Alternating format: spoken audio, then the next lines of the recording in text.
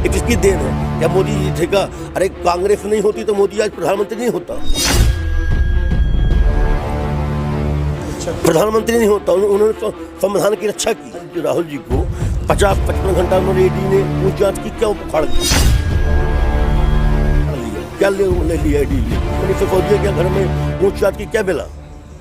जहाँ माल है वहाँ नहीं जाते, ईडी वाले जाते हैं। देखो हवाई जहाज देख लीजिए, हम मतलब रेलवे देख लीजिए, अस्पताल देखिए कितने हैं स्कूल, अस्पताल खोले गए, कितने मतलब स्कूल खोले गए। अब देखते हो कि मतलब कि जो मोहन भागवत जी थे, अभी हिंदूवाद मुसलमान पर चलाते थे, अब वही बिरवानी मोहन भागवत हो, चाहे मोदी जी हो, चाहे उनके योगी जी हो, वही बिरयानी खाने जाते नहीं जाते। हमारा जो देश जोड़ने वाला काम राहुल जी कर रहे हैं कि आज जो मतलब जो जिस जात से समुदाय से मतलब हिंदू मुसलमान से या हर जात से जो भाजपा बांट रही है, वही मतलब आज भारत जोड़ो यात्रा निकल रही है। और क्या नाम है आपका, कहाँ से आए हैं और क्यों भारत जोड़ो यात्रा में जुड़े हैं? मेरा नाम है भरत विंदन पांडे, मेरा नाम है। मैं जनपद हजपुर जनपद अध्यक्ष हूँ, अजयगढ़ जिला पन्ना मध्य प्रदेश का रहने वाला हूँ। अब भारत जोड़ो यात्रा में इसलिए हम आए हैं कि राहुल गांधी के हाथों को मजबूत करने के लिए आए हैं। जो परिस्थिति इस देश में चल रही है, जिस तरह मोदी की मीडिया ने जो यहाँ बमंडरा कर चुके हैं, पूरा का पूरा सब लफड़ा कर रहे हैं, उसको जनता तक पहुँचाने की एक आवाज़ पहुँचाने के लिए हम लोग यहाँ पर आए हुए हैं और राहुल गांधी का साथ देते हैं, राहुल गांधी के हाथों को मजबूत कर रहे हैं। कौन लफड़ा कर रहा है, क्या लफड़ा कर रहा है? जिस तरह इस देश को बेच रहे हैं, कुछ अपने मित्रों को जो अडानी अंबानी है और अन्य हैं, जिस तरह 12.5 लाख करोड़ रुपए कर्जा माफ़ कर दिए और जो गरीब आदमी के ऊपर है, जिस तरह महंगाई बढ़ा रहे हैं, स्कूल बेच रहे हैं, अस्पताल बेच रहे हैं, रेल बेच रहे हैं। जब बताइए, जब संविधान ही बचेगी तो नौकरी कहाँ बचेगी?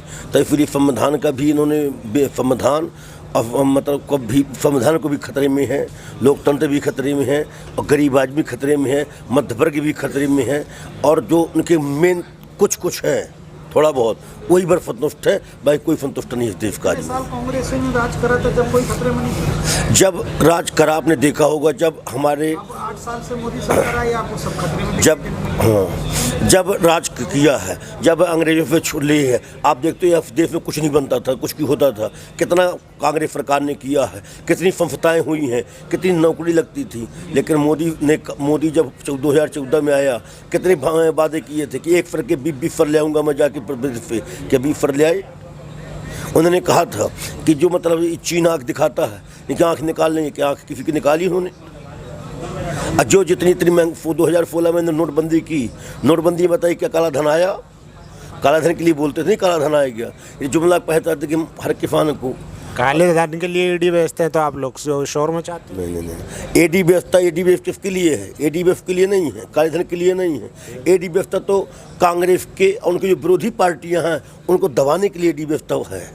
ईडी हो चाहे मतलब न्यायालय तक मतलब उनके आजकल दबाव में है, न्यायालय न दबाव में है। क्या बात कर, हम बड़ा आरोप है, हम बड़ा आरोप बता रहे हैं, आरोप का प्रूफ भी बताएंगे कि न्यायालय तो निष्पक्ष है और जो मंदिर होता है न्याय का, न्याय का जो मंदिर है, आज जो न्यायालय है वो भी उनके कचकही में चल रहा है, दबाव है। कौन दबा रहा है? दबा रहा है उनके मुख्यमंत्री हैं, जो केंद्र मंत्री हैं, सब लोग दबा के न्यायालय को भी दबा के रखी हुई है।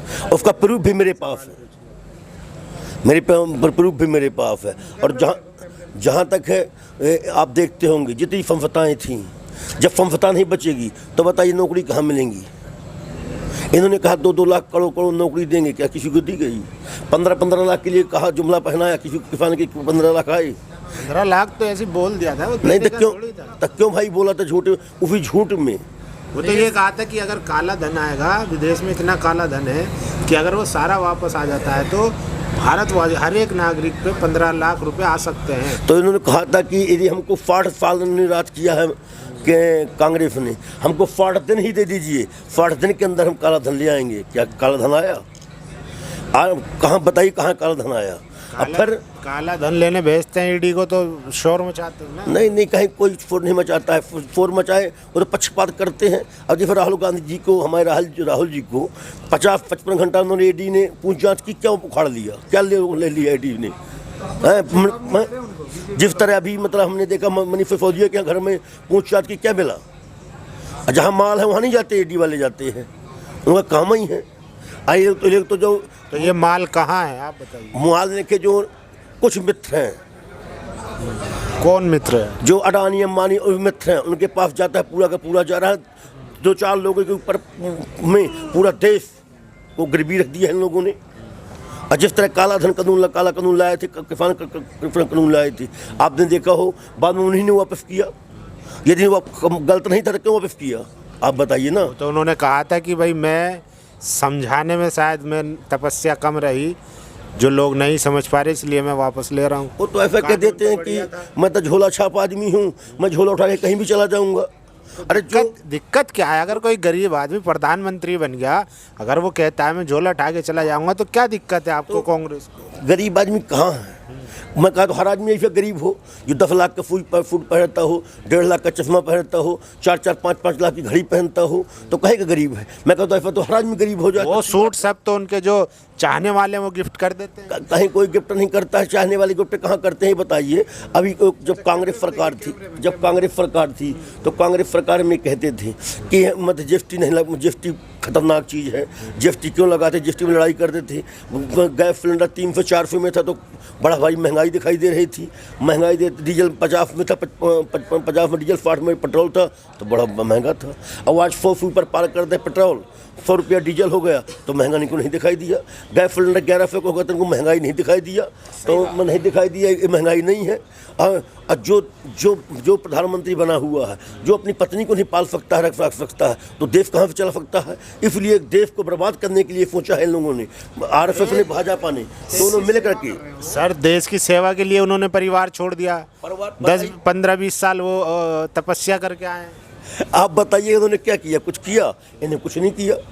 बताइए ऐसी फर्म कौन चलाई? इन्हें ऐसा कोई कम बताइए।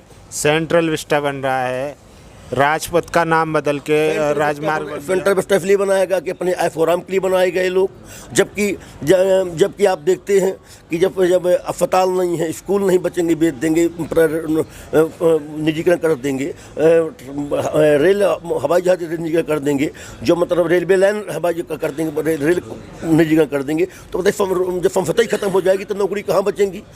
जब स्कूल नहीं होंगे तो बच्चों की पढ़ाई कहाँ से होगी? बस 5 किलो गेहूँ 5 किलो दाल में घूमते रहो, चौल में घूमते रहो। ये मतलब अपने पूरे देश को भिखारी बनाना चाहते हैं, यही कर रहे हैं। 80 करोड़ लोगों को खाना खिलाया, 80 करोड़ लोगों को खाना खिलाया। मैं कहता हूँ उनको रोजगार देते नहीं, उसको स्कूल भी देते नहीं, उनको अस्पताल देते नहीं, तो उनके बच्चे, गरीब आदमी के बच्चे पढ़ करके इंजीनियर होते, IAS होते, कलेक्टर होते, कोई अच्छी जॉब में होते, तो वही पता नहीं लाखों का महीना कमाते होते, जो आज 5 किलो गेहूँ के लिए झोली फैलाई बैठी हुई है।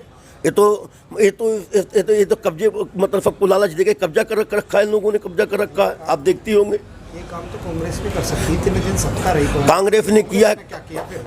कांग्रेस ने ये किया, कांग्रेस ने देश के पीछे देश को इतना बढ़ाया है, जितना देश को बढ़ाया है उन्हें जो 70 साल में कांग्रेस ने किया है वो 7 साल में करके मोदी जी ने दिखा दिया है कि कुछ गिना तो दो, बता तो दो। आप देखो पूरे देखो हवाई जहाज देख लीजिए, हम मतलब रेलवे देख लीजिए, अस्पताल देखिए, कितने अस्पताल खोले गए, कितने मतलब स्कूल खोले गए। एक किसकी देन है? क्या मोदी जी थे का? अरे कांग्रेस नहीं होती तो मोदी आज प्रधानमंत्री नहीं होता, प्रधानमंत्री नहीं होता। उन्होंने संविधान की रक्षा की, संविधान में उसी जाग मतलब उसमें करके वो आज मुख्यमंत्री प्रधानमंत्री बना हुआ है, उन्हीं कांग्रेस की देन है। अरे कांग्रेस नहीं होती तो मोदी कभी प्रधानमंत्री मुख्यमंत्री नहीं बनता। तो कांग्रेस ने बनाया ना, कांग्रेस ने संविधान को सुरक्षित रखा है। जो आज संविधान तो बाबा साहब ने बनाया, बाबा साहब ने बनाया, तो बाबा साहब कांग्रेस के तो आदमी थे, कांग्रेस साथ में थे। कांग्रेस ने तो उनको संविधान बनाने के लिए अधिकार दिया, तो संविधान बनाने के लिए किया। कांग्रेस के आदमी थे, उनकी तो गांधी जी से भी लड़ाई हो गई। नहीं, गांधी जी संविधान के लिए तो कांग्रेस ने तो दिया तो इसमें उनको जाने नहीं दिया जा रहा था। नहीं फगले जाने दिया जा रहा है, सब किया है कांग्रेस ने किया है। और जो किया है, जितनी संस्थाएं बनी हैं सब कांग्रेस ने किया है। कांग्रेस ने पूरी मतलब जब लड़ाई हुई है अंग्रेजों से तो कांग्रेस के आदमी कुर्बान हुए हैं। कोई मैं मतलब सब कुछ कांग्रेस ने, भाजपा के तो मैं बता दीजिए, नहीं आप ही बताइए, आप मीडिया हैं, आप बताइए कि एक आदमी भाजपा का आरएसएस का कुर्बान हुआ हो? बताइए, ये तो तिरंगा से नफरत करते थे, जो आज मतलब तिरंगा के लिए आज महोत्सव मना रहे हैं, तो तिरंगा के नफरत करते थे, दुरंगा चला रहे थे। तो जब मतलब देखा कि दुरंगा नहीं चल पाएगा, देश का मतलब झंडा तिरंगा है, तो इन्होंने फिर अब तिरंगा का उत्सव किया है। नहीं, आप देखते हो कि मतलब कि जो मोहन भागवत जी थे, अभी हिंदू बात मुसलमान पर चलाते थे, अब वही बिरवानी मोहन भागवत हो, चाहे मोदी जी हो, चाहे उनके योगी जी हो, वही बिरयानी खान जाते नहीं जाते हैं सब हिंदू। अभी आप देखिए, अभी आपने पोस्ट पढ़ी होगी कि अभी मोहन भागवत जी दिल्ली में गए, वहाँ जाके मिले, उनसे मिल करके उन्होंने कहा कि सब क्लियर है। तो असली देश तो वो जोड़ रहे हैं लोगों से, उन्होंने नहीं जोड़ रहे, वो तो नफरत फैला रहे हैं। नफरत हमारा जो देश जोड़ने वाला काम राहुल जी कर रहे हैं कि आज जो मतलब जो जिस जात से समुदाय से मतलब हिंदू मुसलमान से या हर जात से जो भाजपा बांट रही है, वही मतलब आज भारत जोड़ो यात्रा निकल रही है। भाजपा कहती है राहुल जी में अब लीडरशिप वाली क्वालिटी नहीं है। नहीं, वो कहती है। मैं कहा तो मोदी जी जब भाजपा कोई नेता हमारे राहुल गांधी के सामने बैठ जाए। अरे सर, 2 चुनाव हार गए राहुल गांधी जी। राहुल जी चुनाव 14 में हारे, 19 में हारे, कितनी विधानसभा उन्होंने जुमला पहना करके, ये फर्जी बोल के, झूठ बोल के झूठ की दुकान बनी है भाजपा। इनके पूरे भाजपा के मंत्री झूठ बोलते हैं, इनके मुख्यमंत्री झूठ बोलते हैं, केंद्रीय मंत्री झूठ बोलते हैं, और जब मोदी ही झूठ बोलते हैं, प्रधानमंत्री जी झूठ बोलते हैं, तो बताइए किसकी क्या कहे। तो मैं कहा तो कि मोदी जी बैठ जाएं और राहुल जी बैठे जाते हैं, एक बार अंतर्जनी कर लिया जाए, जो एक जवाब का सवाल का जवाब दे दे मोदी जी, तो हम गारंटी देते हैं हम राजनीति छोड़ देंगे। हमने देखा है कि मतलब कि मोदी जी एक भी प्रश्न का जवाब नहीं दे सकते हैं राहुल जी। मोदी जी सबसे तेज तर्रार पर वक्ता है। तेज तर्रार कहाँ है मोदी जी? जब वो अपना भाषण देते हैं ना टिकनी पर, अब वो मिठा के बोलते हैं, झूठ बोलना काम ही है। बताइए, उन्होंने कहा 2 करोड़ रोजगार देंगे, दिया है। 15 लाख दिया, कहा था दिया है। उन्होंने कहा महंगाई कंट्रोल करेंगे, किया है। आप बताइए कि मतलब आपने काला धन कहा, काला धन वापस आया? उन्हें तक गेहूँ चौर धान सब में जीएसटी लगा दी। गेहूँ चौर धान में नहीं, मतलब जो मरने में खून दिया जाता है, खून तक में जीएसटी लगा दी। एक कौन काम किया, किसने किया है? मोदी जी ने किया है, नहीं किया है? क्या कांग्रेस ने तो नहीं किया है? किसने किया है? मोदी जी ने किया है। तो आखिरी सवाल, देशवासियों से क्या कहना चाहिए? हम देशवासियों से यही कहना चाहते हैं कि जो आज हमारी कन्याकुमारी से श्रीनगर तक जो यात्रा निकली हुई है, सभी जात, सभी धर्म, सभी समुदाय के लोग हमारी यात्रा में जुड़े और राहुल गांधी के हाथ को मजबूत करें, जिससे हमारा देश बटे न। हम देश को जोड़ने की राजनीति करते हैं, वो तोड़ने की करते हैं। हम यही सभी से हाथ जोड़कर निवेदन करते हैं, प्रार्थना करते हैं सभी के, जिस तरह हमको अभी तक जितनी दिन चली है यात्रा चली है, जितना जनता का सहयोग मिला है, जनमानस का सहयोग मिला है। यहाँ किराए के आदमी तो आते नहीं हैं, वो जनता अपने आ जाती है। आपने देखा हो कितनी भीड़ लगती है, कितने लोग खड़े रहते हैं राहुल जी के मतलब राहुल को देखने के लिए और राहुल जी का स्वागत करने के लिए खड़े रहते हैं। तो मैं कहता हूँ सभी का हम स्वागत करते हैं, सभी लोग आए, हमारी हमें अपना समर्थन दें, और जिससे देश बचे, संविधान बचे, और मतलब लोकतंत्र बचे। जो लोकतंत्र सबकी हत्या हो रही है, तीनों चीज़ बचे, वो बचे, अन्न बचे, यही हम कहना चाहते हैं। ठीक है, धन्यवाद सभी को।